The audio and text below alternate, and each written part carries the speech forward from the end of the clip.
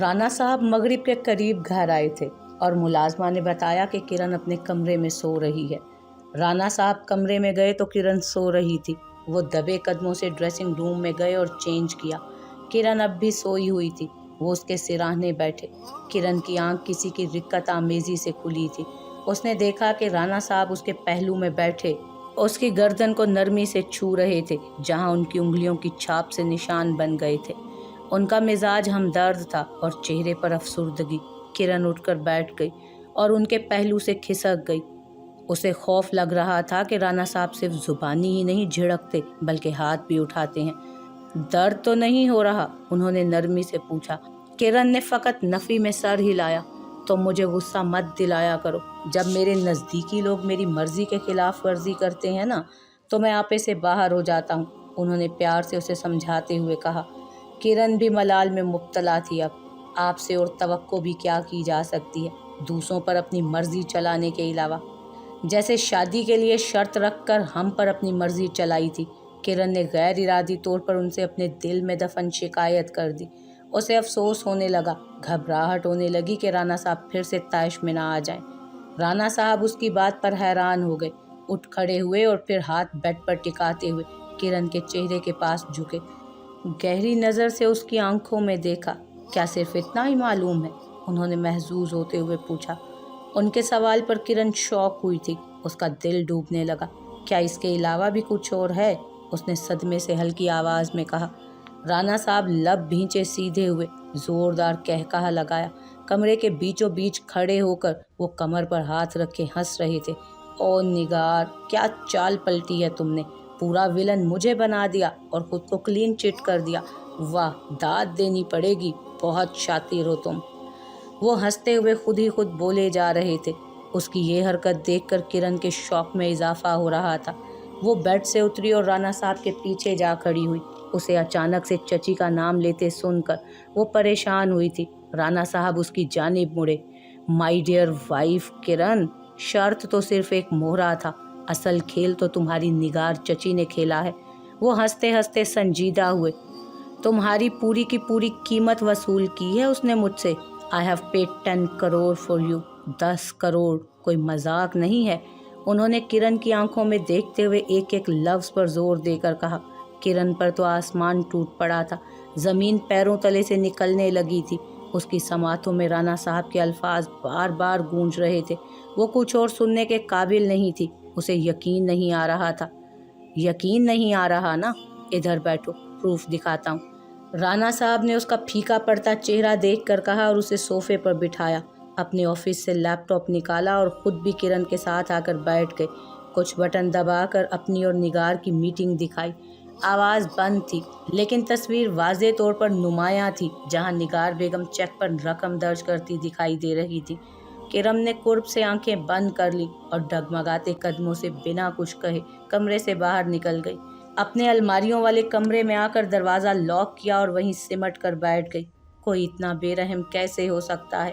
پیسے لیے لیکن کبھی منہ سے ذکر تک نہیں کیا، اس نے دل میں سوچا۔ آنسو جاری ہو کر اس کے رخسار پر بہہ رہے تھے۔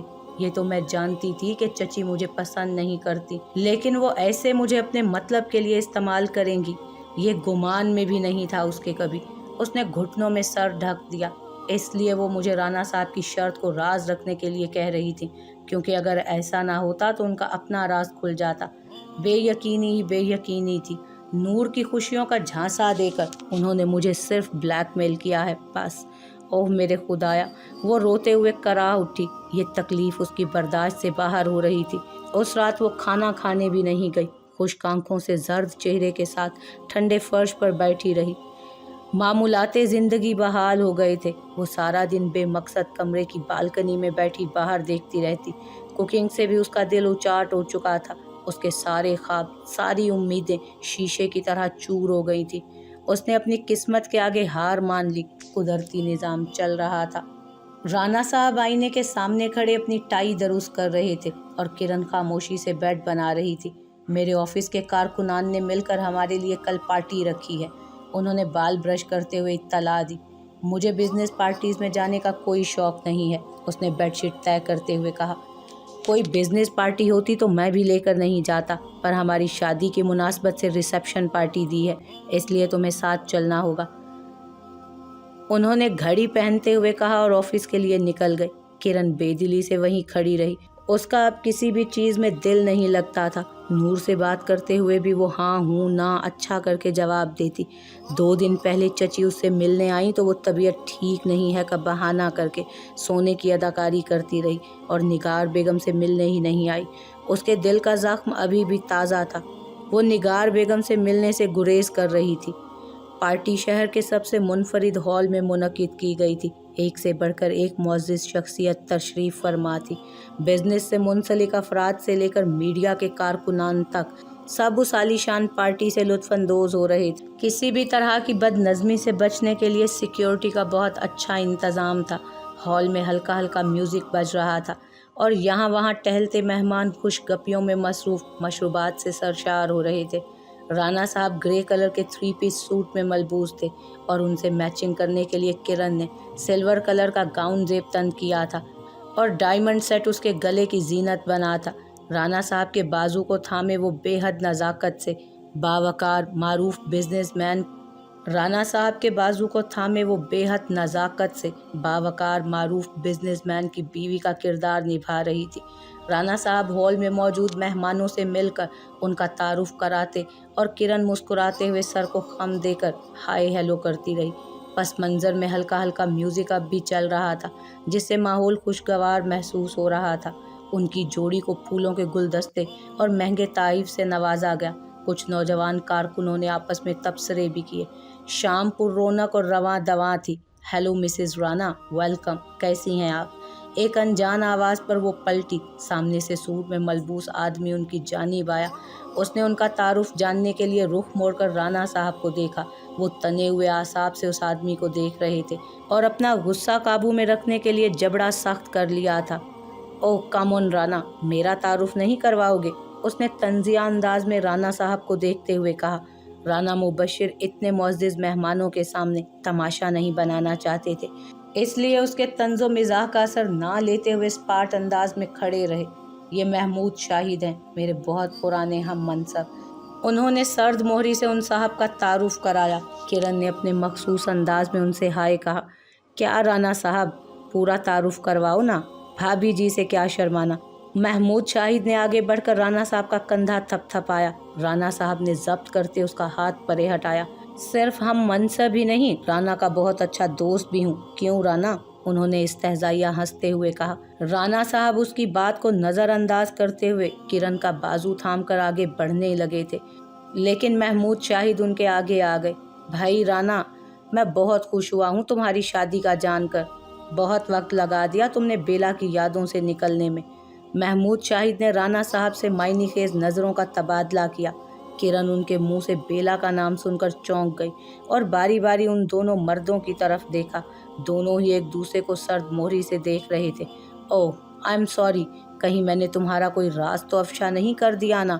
तुमने भाभी जी को बेला के बारे में तो बताया ही होगा ना? उन्होंने हाथ हवा में उठाकर तंजिया अंदाज में कहा। किरण संजीदा हो गई और राना साहब इस्तराब में पड़ गए। उनसे अब जब्त करना मुश्किल हो रहा था। किरण संजीदा हो गई और राना साहब इस्तराब में पड़ गए। उनसे अब जब्त करना मुश्किल हो रहा था। वो आगे को हुए और महमूद को बाजू से जकड़ लिया। महमूद साहब, आप मेरे नए बिजनेस पार्टनर से मिले, आइए मैं आपको मिलवाता हूँ। राना साहब ने महमूद को बाजू से दबोचे, मुस्कुराकर किरण से माजरत की और उनको घसीटते हुए अपने साथ ले जाने लगे। वो उसी तरह महमूद को अपने साथ लिए हॉल से बाहर आ गए और रेस्ट रूम में दाखिल हुए। दरवाज़ा बंद करते ही राना साहब ने महमूद को परे धकेला। तुम यहाँ कैसे आए? किसने अंदर आने दिया तुम्हें? राना साहब ने तैश में आकर घुर्राते हुए कहा। महमूद सीधे हुए और कोट की शिकन दुरुस्त की। क्यों, डर गए? अपनी नई बीवी के सामने पोल खुलने का डर लग रहा है? उसने हमदर्दाना अंदाज में कहा। राना साहब करीब गए और महमूद का गिरेबान पकड़ लिया। राना मुबशिर किसी से नहीं डरता, समझे तुम? और तुम बिना दावतनामे के अंदर कैसे आए? सिक्योरिटी, उन्होंने चिल्लाते हुए ड्यूटी पर तैनात सिक्योरिटी को आवाज़ दी। کوئی فائدہ نہیں ہے، میری کمپنی کی سیکیورٹی ہے، مجھے کچھ نہیں کہے گی۔ محمود نے رانا مبشر کے ہاتھ جھڑکتے ہوئے بلند آواز میں کہا، اپنی الٹی گنتی شروع کر دو رانا، مجھے تمہارے چہرے پر زوال کے آثار نظر آ رہے ہیں۔ یہی لڑکی تمہیں تمہارے انجام تک پہنچائے گی۔ تمہارا یہ روب دبدبا کچھ وقت کا ساتھی ہے۔ انہوں نے انگلی اٹھا کر تنبیہ کرتے ہوئے کرن کے بارے میں تبصرہ کیا۔ رانا مبشر کو ختم کرنا اتنا آسان نہیں ہے۔ پچھلے 10 سالوں کی طرح اپنی خوش فہمی پالتے رہو محمود، پر تمہارے ہاتھ کچھ نہیں لگنے والا۔ رانا صاحب نے طنزیہ ہنستے ہوئے کہا، کہہ لو جو کہنا ہے، تمہاری حقیقت جلد سب کے سامنے آ جائے گی۔ یاد رکھنا رانا، میں بیلا کی موت ضائع نہیں جانے دوں گا۔ اس نے رانا صاحب کا گریبان پکڑتے ہوئے کہا۔ رانا صاحب نے کوٹ ہٹا کر کمر میں پھنسائی پسٹل نکالی، کلک کر کے لاک کھولا اور محمود شاہد پر تان لی۔ ایک اور لفظ کہا نا تو ساری کی ساری گولیاں تمہارے اندر اتار دوں گا۔ انہوں نے اس کی گردن دبوچ کر پسٹل اس کے سینے پر گاڑتے ہوئے کہا۔ پسٹل کا لاک کھلا تھا تو رانا صاحب ساری حدود پار کرنے پر تل گئے تھے۔ اتنے قریب سے اگر وہ اسے شوٹ کرتے تو یقیناً اس کی موت واقع ہو جاتی۔ اس لیے محمود چپ ہو گئے۔ اس کی پیشانی پر پسینہ نمودار ہوا۔ آئندہ میرے یا میری بیوی کے سامنے مت آنا، ورنہ مجھ سے پہلے تمہارا خاتمہ ہو جائے گا اور میرے زوال کا تمہارا خواب صرف خواب ہی رہ جائے گا۔ مینیجر، انہوں نے چلا کر باہر کھڑے مینیجر کو مخاطب کیا تو وہ بھاگتا ہوا اندر آیا۔ نکال باہر پھینکو اسے، رانا صاحب نے محمود کو مینیجر کی طرف دھکیلتے ہوئے کہا۔ مینیجر آگے ہوا اور محمود شاہد کا بازو پکڑ لیا۔ رانا صاحب کے ہاتھ میں ہتھیار تھا، اس لیے محمود شاہد دم سادھے نکل گیا، ورنہ وہ رانا مبشر کو ان کا اختتام ہی دکھانے کے لیے آیا تھا۔ ان کے نکلنے کے بعد رانا صاحب نے لمبی سانس لیتے ہوئے خود کو نارمل کیا۔ پسٹل واپس کوٹ کے نیچے کمر میں اڑسی اور سنک پر جھک گئے۔ نل کھول کر کچھ چھینٹے پانی کے منہ پر ڈالے۔ دیوار گیر آئینے میں اپنا عکس دیکھا۔ ماضی کی تلخ یادیں ان کی آنکھوں میں لہرائیں۔ ان کے دل میں دفنائے زخموں کو محمود شاہد نے کرید کر رکھ دیا تھا۔ رانا صاحب کی زندگی کا وہ حصہ جسے وہ چاہ کر بھی نہیں مٹا سکتے تھے، بیلا شمس کے ان کے ہی گھر میں موت واقع ہونا۔ 10 سال قبل مبشر اپنی اونچائی کی بلندیوں کو چھو رہا تھا جب اس روز 3 روزہ سیمینار کے دوران اس کی بیلا شمس سے ملاقات ہوئی تھی۔ مبشر جوانی کے عروج پر تھا، وہ 34 سالہ جوان بزنس مین جس پر ہر لڑکی کی نظریں تھیں۔ اس سیمینار میں اگر مبشر زیادہ سرمایہ کاروں کو اپنے ساتھ کام کرنے کے لیے راغب کر پاتا تو وہ کامیابی کی ایک اور سیڑھی چڑھتا۔ 27 سالہ بیلا اس دوران سیمینار کے پروگرام کی مینیجر تھی اور ساتھ ساتھ اپنے والد شمس ڈار کی کمپنی کی بھی رہنمائی کر رہی تھی۔ لمبا قد، بڑی بڑی آنکھیں، دلکش مسکان کے ساتھ معتبر شخصیت کی مالک، وہ بہت بااعتمادی کے ساتھ اس سیمینار کی دیکھ ریکھ کر رہی تھی۔ مبشر کو پہلی ہی نظر میں اس کی کارکردگی بھا گئی تھی۔ سیمینار کے آغاز میں سب سے ملتے وقت بیلا اپنی بزنس وومن کے سے انداز میں مبشر سے بھی ملی تھی۔ ہائے بیلا شمس، اس نے اپنا تعارف بناتے ہوئے مصافحے کے لیے ہاتھ بڑھایا تو رانا اپنے مخصوص انداز میں مسکرا دیا۔ مبشر، اس نے ہاتھ ملاتے ہوئے کہا۔ مبشر؟ بیلا کو تعجب ہوا۔ اس نے پورا نام جاننے کے لیے اس کا نام دہرایا۔ صرف مبشر، یہ میرا مقام میں نے خود حاصل کیا ہے، اس لیے باپ کے نام کا سہارا لینے کی ضرورت نہیں ہے مجھے۔ مبشر نے اب بھی بیلا کا ہاتھ پکڑا ہوا تھا۔ اس کی یہ خود مختاری اسے اچھی لگی تو اس نے سراہتے ہوئے کہا، آپ کی یہ خود مختاری بہت اچھی لگی ہے مجھے، اور مجھے تو۔ مبشر نے سرتاپا بیلا کو دلکشی سے دیکھا۔ خیر چھوڑیے، اس نے مسکراتے ہوئے کہا اور نظریں پھیر لیں۔ بیلا مبشر کا مطلب سمجھ گئی اور اپنا ہاتھ چھڑا گئی۔ اوکے، مجھے جانا چاہیے، بائے، اس نے ابرو اچکا کر کہا اور آگے بڑھ گئی۔ آگے بڑھتے ہوئے اس نے ایک نظر مبشر پر ڈالی، وہ اسی کو دیکھ رہا تھا۔ بیلا نے جھجکتے ہوئے تیزی سے رخ موڑا۔ یہیں سے اس کی ملاقاتوں کا سلسلہ شروع ہوا مبشر کے ساتھ۔ ان 3 دنوں میں وہ کافی دفعہ ایک دوسرے سے روبرو ہوئے تھے۔ مبارک ہو مبشر، آخر آپ کی ڈیل ہو گئی۔ بیلا نے اس سے مصافحہ کر کے مبارکباد پیش کی۔ تھینک یو، ویسے آج شام تم کیا کر رہی ہو؟ مبشر نے شکریہ ادا کرتے ہوئے اس کے کان میں سرگوشی کی۔ میں؟ کیوں پوچھ رہے ہو؟ बेला ने अपनी मुस्कुराहट दबाते हुए कहा। वैसे ही बस एक खूबसूरत लड़की के साथ कॉफ़ी पीने का दिल कर रहा था। मुबशिर ने दिल फरेबी से उसकी आंखों में देखकर कहा। उसकी ऑफ़र पर बेला खुलकर मुस्कुराई और महजूज होते हुए मिलने को तैयार हो गई। दोस्ती जैसे बढ़ती गई, उनकी मुलाकातें रोज़ का मामूल बन गईं। वो दोनों हर दूसरे दिन ऑफिस टाइम के बाद मिलने लगे। रोहान उन दिनों अपनी ग्रेजुएशन मुकम्मल करने अमेरिका गया हुआ था और उसी ने उनके वालिद राना नज़ीर के इंतकाल की इत्तला दी थी। उस वक्त मुबशिर और बेला पार्क में थे। तुम्हें भी जाना चाहिए मुबशिर, आखिर वो तुम्हारे पापा थे। बेला ने मुबशिर के कंधे पर हाथ रखकर उसे तसल्ली देते हुए कहा। मुबशिर बाप के इंतकाल का सुनकर अफसुर्दा ज़रूर हुआ था, लेकिन जज्बात काबू में रखे हुए थे। मेरा उनसे ताल्लुक़ उसी दिन ख़त्म हो गया था जब उन्होंने अपनी दूसरी बीवी की गलत बयानी की वजह से मुझ पर हाथ उठाया था और मेरा भरोसा नहीं किया था। मुबशिर ने तने हुए तासुरात से कहा।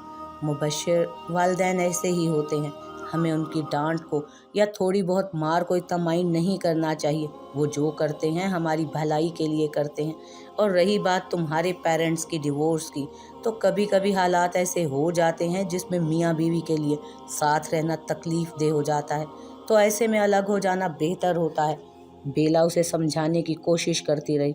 उस वक्त तो मुबशिर ने कोई रद्द अमल ज़ाहिर नहीं किया।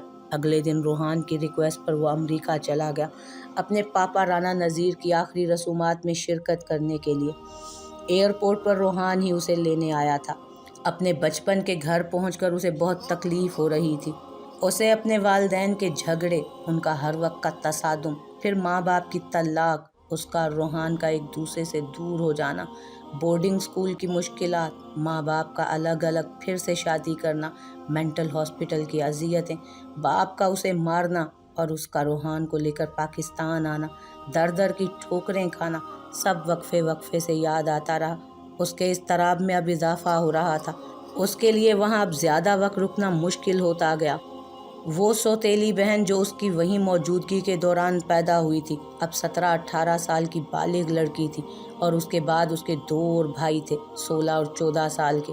मुबशिर और रोहान की सौतेली माँ ने कभी अपने बच्चों को उनके बारे में नहीं बताया था, ना वो अपने डैड के पहले की तलाक के बारे में जानते थे, इसलिए वो अजनबियत से उनके साथ पेश आते रहे। मुबशिर तो स्वयं के बाद वापस रवाना हो गया और रोहान भी उनकी हिदायत पर वापस हॉस्टल पहुंच गया।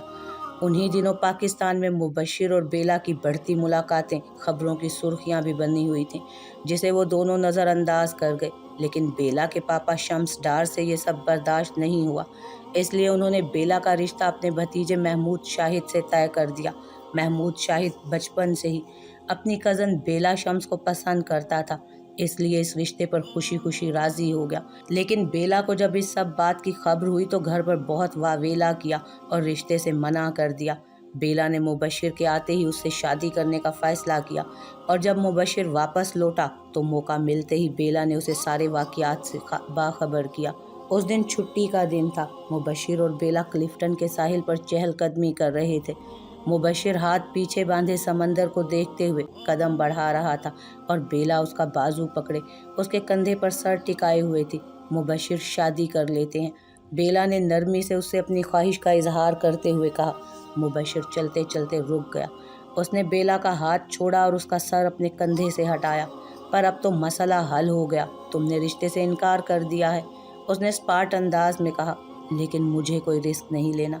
इससे पहले कि पापा मेरे लिए कोई नया रिश्ता ढूंढे, तुम घर आकर पापा से बात करो, बेला ने प्यार से मुबशिर का हाथ थाम कर कहा। मुबशिर कुछ मुतज़ब्ज़ब हुआ। उसके बेअसर रंग को देखकर बेला फिक्रमंदी से उसी को देखने लगी। क्या हुआ, तुम मुझसे शादी नहीं करना चाहते? बेला ने मुतफ़िक्र अंदाज में पूछा।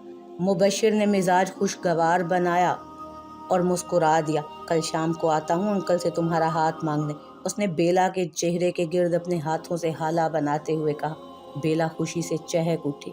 वादे के मुताबिक अगली शाम बेला के घर मुबशिर मौजूद था। बेला अपने बहन भाइयों में सबसे बड़ी थी। उसके पापा शम्स डार इस रिश्ते के सख्त खिलाफ थे। उन्हें मुबशिर बिल्कुल भी पसंद नहीं था, लेकिन बेटी की ज़िद के आगे मजबूर हो गए और रिश्ते के लिए मान गए। روحان بھائی کی شادی میں شریک ہونے 2 ہفتوں کی تعطیلات لے کر آ گیا۔ ساری رسومات دھوم دھام سے منائی گئیں۔ شہر کے سب بزنس مین، کمیونٹیز اور میڈیا کارکنان، سب کو دعوت دی گئی تھی۔ سب نے بڑھ چڑھ کر ان کی شادی میں حصہ لیا اور اس شادی کی زینت بڑھائی۔ بیلا کے تو جیسے سارے ارمان پورے ہو گئے تھے۔ اب وہ ہاؤس وائف بن گئی تھی، کیونکہ مبشر کی یہی شرط تھی کہ بیلا شادی کے بعد کوئی نوکری یا کام نہیں کرے گی۔ بیلا مبشر کی ہر شرط مان گئی اور اپنی ساری مصروفیات ترک کر دی۔ روحان بھائی کی شادی سے بہت خوش تھا، وہ اور وقت گزارنا چاہتا تھا، لیکن چھٹیاں پوری ہو جانے کے باعث اسے واپس جانا پڑا۔ شمس ڈار نے اولاد کے درمیان اختلافات سے محفوظ رہنے کے لیے اپنی زندگی میں ہی جائیداد سے ان کے حصے الگ کر دیے تھے۔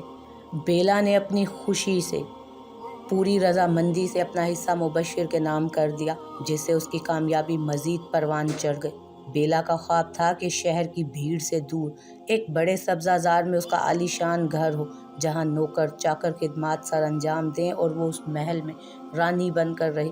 مبشر کو اس سال ملک کا سب سے بہترین نوجوان بزنس مین ہونے کا خطاب دیا گیا تھا۔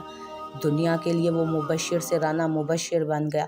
بیلا کی خوشیوں کا ٹھکانہ نہیں تھا، وہ خود کو سب سے خوش نصیب لڑکی مانتی تھی۔ رانا مبشر نے بیلا کی سالگرہ پر اسے اس کے خوابوں کا گھر تحفے میں پیش کیا۔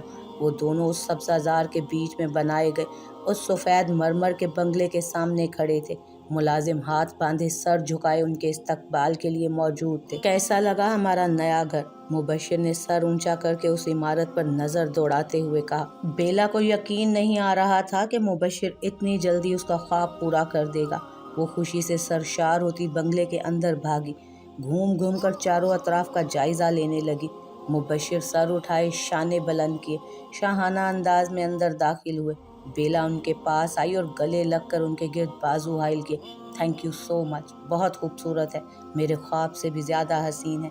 مبشر تمہیں پا کر مجھے دنیا کی ساری نعمتیں مل گئیں، آئی لو یو۔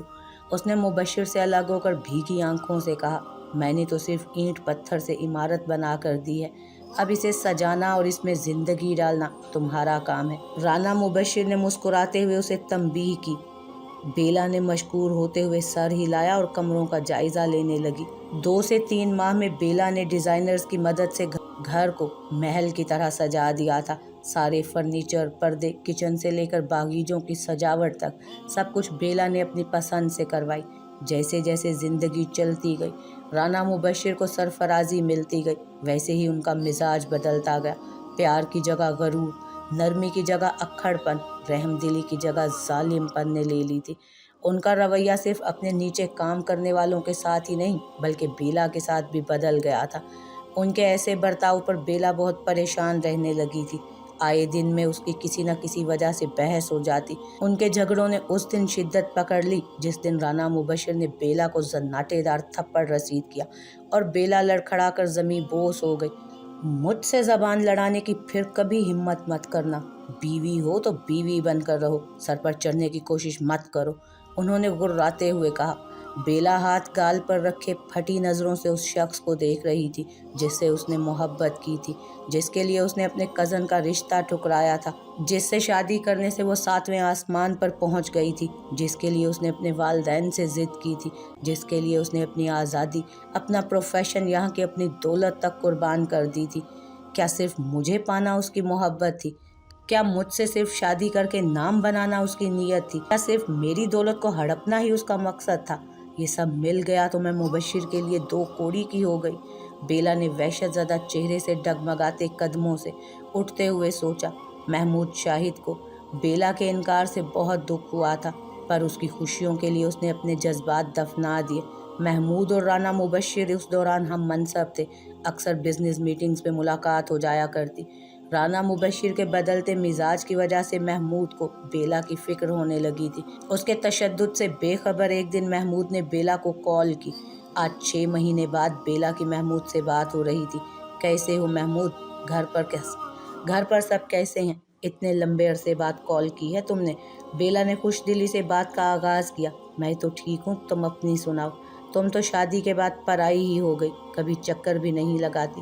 محمود نے خفگی سے کہا، بس زندگی کی مصروفیات ہیں، فرصت ملی تو ضرور آؤں گی۔ बेला ने बहाना बनाया। महमूद उसकी आवाज़ में अफसुर्दगी को जांच के आता। बेला, तुम राना मुबशिर के साथ खुश तो हो? मेरा मतलब ऑफिस में तो उसका रवैया बहुत सख्त होता है, तुम्हारे साथ तो ठीक है ना? उसने अपनी तशवीश का इजहार करते हुए कहा। बेला का दिल भर आया। जिसका खौफ था, महमूद ने वही सवाल ही तो पूछ लिया था। हाँ, मैं मुबशिर के साथ बहुत खुश हूँ। वो मुझे बहुत प्यार करते हैं, पलकों पर बिठा कर रखते हैं। उसने झूठ गढ़ा। चलो शुक्र है, मुझे तो तुम्हारी बहुत फिक्र हो रही थी। महमूद ने सुकून का सांस लेते हुए कहा तो बेला फीका सा मुस्कुराई, आंखों के कोने पर ठहरा पानी छपकाया और अलविदा करते हुए कॉल काट दी। उस दिन वो सुबह से अपने घर को मिस कर रही थी तो राना मुबशिर को कॉल करके अपने घर चक्कर लगाने की इजाज़त ली। बेला ने नीले रंग का लंबा कामदार फ्रॉक पहना और बालों का जूड़ा बनाया। अपनी तैयारी मुकम्मल करके वो कमरे से बाहर आई। तब तक राना साहब कार और ड्राइवर भेज चुके थे। अपने घर पहुंचकर उसने ड्राइवर को बाद में बुलवाने का कहकर वापस भेज दिया। वो शाम तक अपने घर रही। शाम तक वो अपने घर में रही। वापसी पर ड्राइवर को बुलवाने की बजाय महमूद के साथ आई। राना मुबशिर लाउंज के सिरे पर हाथ बांधे खड़े थे। जब वो महमूद की कार से उतरी, महमूद भी साथ ही उतरा और दोनों किसी लतीफ़े पर हंसते हुए अंदर दाखिल हुए। हाय राना, कैसे हो? महमूद ने खुशदिली से उसके गले मिलकर पूछा। राना मुबशिर ने उसके सवाल को नज़रअंदाज किया और बेला की तरफ मुतवज्जो हुआ। फ़ोन कर देती, मैं ड्राइवर भेज देता, उन्होंने फीका मुस्कुरा कर कहा। बेला अपने आप में मगन राना मुबशिर की हकमियत को भूल भाल गई। मैं तो कॉल कर रही थी, पर महमूद ने कहा कि वो छोड़ आएगा, तो इसी बहाने से वो मेरा ड्रीम हाउस भी देख लेगा और अब आपसे भी मुलाकात हो गई। बेला ने खुश मिजाजी से कहा और आगे बढ़ गई। महमूद, तुम बैठो, मैं चाय का बोल कर आती हूँ, उसने महमूद को मुखातिब करते हुए कहा। वो हाथ उठाकर माजरत करने लगा कि राना मुबशिर ने उसके कंधे पर हाथ रखा। बैठ जाओ महमूद, पहली बार आए हो, चाय पी कर ही जाना, राना साहब ने चिढ़कर इस्तेज़ाइया मुस्कुरा कर कहा। बेला चाय का बोलकर वापस लाउंज में आई और वो तीनों सोफे पर बैठ गए। महमूद तो राना मुबशिर की तारीफ करते रहे और बेला फखरिया अंदाज में मुस्कुराती हुई महजूज होती रही। वहीं राना मुबशिर उन दोनों को देखते जब्त करते रहे। महमूद को रुखसत करने बेला दरवाजे तक साथ आई थी तो राना मुबशिर ने उसे मुखातिब किया। बहुत अच्छे दोस्त हो तुम दोनों, पर अफसोस कि मैं बीच में आ गया, है ना?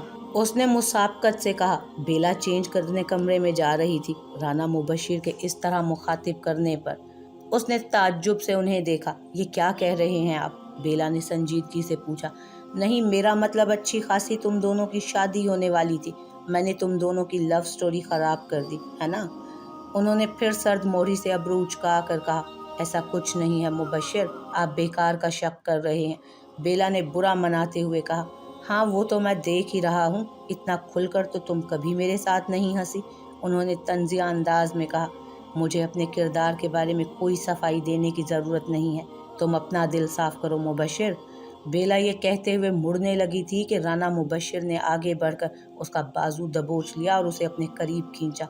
मुझे महमूद पसंद नहीं है, आइंदा तुम मुझे उसके साथ ना ही देखो, बेहतर होगा तुम्हारे लिए, उन्होंने दांत पीसते हुए तैश में कहा और बेला को परे धकेला। वो डगमगा कर गिरने लगी थी, लेकिन तेजी से टेबल पर हाथ जमा लिए। खौफ से उसकी सांस रुकने लगी थी। राना मुबशिर लंबे लंबे डग भरता अपने कमरे में चला गया। बेला ने भीगी आंखों से उन्हें जाते देखा और वहीं सोफे पर सर पकड़कर बैठ गई।